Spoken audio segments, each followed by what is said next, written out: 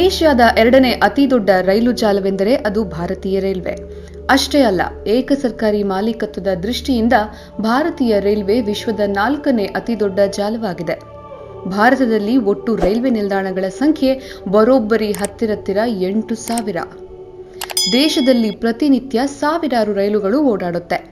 ಇತ್ತೀಚೆಗೆ ಉತ್ತರ ಪ್ರದೇಶದ ಮುಘಲ್ಸರಾಯ್ ರೈಲು ನಿಲ್ದಾಣದ ಮರುನಾಮಕರಣದ ಬಗ್ಗೆ ಸಾಕಷ್ಟು ವಿವಾದಗಳು ಕೇಳಿಬಂದವು. ಆದರೆ ಕೇಂದ್ರ ಸರ್ಕಾರ ಮುಘಲ್ಸರಾಯ್ ಅನ್ನೋ ಹೆಸರನ್ನ ಪಂಡಿತ್ ದೀನದಯಾಳ್ ಉಪಾಧ್ಯಾಯ್ ಜಂಕ್ಷನ್ ಎಂದು ಮರುನಾಮಕರಣ ಮಾಡಿತ್ತು. ಪ್ರತಿಯೊಂದು ರೈಲ್ವೆ ನಿಲ್ದಾಣಕ್ಕೆ ತನ್ನದೇ ಆದ ಹೆಸರಿರುತ್ತೆ.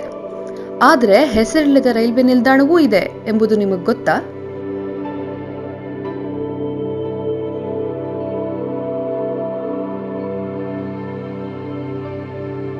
ನಿಮಗೆಲ್ಲರಿಗೂ ಗೊತ್ತಿರೋ ಹಾಗೆ ಪ್ರತಿ ರೈಲ್ವೆ ನಿಲ್ದಾಣಕ್ಕೂ ಒಂದಲ್ಲ ಒಂದು ಹೆಸರು ಇದ್ದೇ ಇರುತ್ತೆ.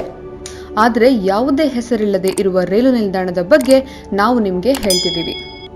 ಅಯ್ಯೋ, ಇದೆಂತ ವಿಚಿತ್ರ ಅಂತ ನಿಮ್ಗನ್ನಿಸ್ಬೋದು. ಆದರೆ ಭಾರತದಲ್ಲಿ ಹೆಸರೇ ಇಲ್ಲದ ಒಂದು ರೈಲ್ವೆ ನಿಲ್ದಾಣ ಇದೆ. ಈ ನಿಲ್ದಾಣವು ಪಶ್ಚಿಮ ಬಂಗಾಳದ ಬರ್ಧಮಾನ್ನಿಂದ 35 ಕಿಲೋಮೀಟರ್ ದೂರದಲ್ಲಿದೆ. ಬಂಕುರಾ ಮಸಾಗ್ರಾಮ್ ರೈಲು ಮಾರ್ಗದಲ್ಲಿ ಇರುವ ಈ ನಿಲ್ದಾಣವು ರೈನಾ ಮತ್ತು ರೈನಾಗರ್ ಅನ್ನೋ 2 ಗ್ರಾಮಗಳ ಮಧ್ಯೆ ಇದೆ. ಈ ನಿಲ್ದಾಣವನ್ನ ರೈನಾಗರ್ ಎಂದು ಕರೆಯಲಾಗುತ್ತಿತ್ತು. ಆದರೆ ರೈನಾ ಗ್ರಾಮದ ಜನರಿಗೆ ಈ ಹೆಸರಿನಿಂದ ಕರೆಯುವುದು ಇಷ್ಟವಾಗಲಿಲ್ಲ. ಯಾಕಂದ್ರೆ ಈ ರೈಲು ನಿಲ್ದಾಣದ ಕಟ್ಟಡವನ್ನ ರೈನಾ ಗ್ರಾಮದ ಭೂಮಿಯಲ್ಲಿ ನಿರ್ಮಿಸಲಾಗಿದೆ. ಹೀಗಾಗಿ ಈ ನಿಲ್ದಾಣವನ್ನ ರೈನಾ ಅನ್ನೋ ಹೆಸರಿನಿಂದ ಮಾತ್ರ ಕರೀಬೇಕೆಂತ ಅವ್ರು ಬಯಸ್ತಾ ಇದ್ರು.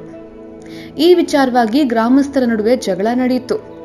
ಮಾರಾಮಾರಿ ನಡೆದು ಪ್ಲಾಟ್ಫಾರ್ಮ್ 2 ಬದಿಯಲ್ಲಿರುವ ಹಳದಿ ಬಣ್ಣದ ಸೈನ್ ಬೋರ್ಡ್ ಖಾಲಿಯಾಯಿತು. ಹೆಸರಿನ ವಿಚಾರಕ್ಕೆ ಆರಂಭವಾದ ಗಲಾಟೆ ರೈಲ್ವೆ ಮಂಡಳಿಗೂ ತಲುಪಿತು. ಜಗಳದ ನಂತರ ಭಾರತೀಯ ರೈಲ್ವೆ ಇಲ್ಲಿ ಸ್ಥಾಪಿಸಲಾದ ಎಲ್ಲ ಸೈನ್ ಬೋರ್ಡ್ಗಳಿಂದ ನಿಲ್ದಾಣದ ಹೆಸರನ್ನ ತೆಗೆದುಹಾಕಿದೆ. ಅಂದಿನಿಂದ ನಿಲ್ದಾಣದ ಹೆಸರನ್ನ ಮಂಡಳಿಯಲ್ಲಿ ಹೆಸರಿಸಲಾಗಿಲ್ಲ. ನಿಲ್ದಾಣದ ಹೆಸರನ್ನು ಹೊಂದಿರದ ಕಾರಣ ಪ್ರಯಾಣಿಕರು ಸಾಕಷ್ಟು ತೊಂದರೆ ಎದುರಿಸಬೇಕಾಗತ್ತೆ. ಅದರಲ್ಲೂ ಹೊರಗಿನಿಂದ ಬರುವ ಪ್ರಯಾಣಿಕರು ಸಾಕಷ್ಟು ತೊಂದರೆಗಳನ್ನ ಅನುಭವಿಸುತ್ತಾರೆ. ಬೋರ್ಡ್ ಮೇಲೆ ಹೆಸರು ಇಲ್ಲದೆ ಇರೋದನ್ನ ನೋಡಿ ಪ್ರಯಾಣಿಕರು ಇದರ ಬಗ್ಗೆ ಇತರ ಜನರನ್ನ ಕೇಳಬೇಕಾಗತ್ತೆ. ಜಗಳ ಕೊನೆಗೊಳ್ಳದೆ ಇರೋ ಕಾರಣ ರೈಲು ನಿಲ್ದಾಣದ ಹಳೆಯ ಹೆಸರು ರೈನಗರ್ ಎಂದೇ ಈ ನಿಲ್ದಾಣಕ್ಕೆ ಟಿಕೆಟ್ ನೀಡಲಾಗ್ತಾ ಇದೆ. ನಿಲ್ದಾಣದ ಹೆಸರಿನ ಬಗ್ಗೆ ನಡೆಯುತ್ತಿರುವ ಈ ವಿವಾದ ಯಾವಾಗ ಕೊನೆಗೊಳ್ಳುತ್ತೆ ಅಂದ್ರೆ ಉತ್ತರ ನಮ್ಮಲ್ಲಿಲ್ಲ. ಈ 2 ಗ್ರಾಮಗಳ ಜನರಲ್ಲಿ ಈ ಬಗ್ಗೆ ಕೇಳಬೇಕಾಗಿದೆ. ಮುಂದಿನ ಭಾಗದಲ್ಲಿ ಇಂಥದ್ದೇ ಒಂದು ಒಳ್ಳೆ ಎಪಿಸೋಡ್ ಅನ್ನ ನಿಮ್ಮ ಮುಂದೆ ಪ್ರಸ್ತುತಪಡಿಸ್ತೀವಿ.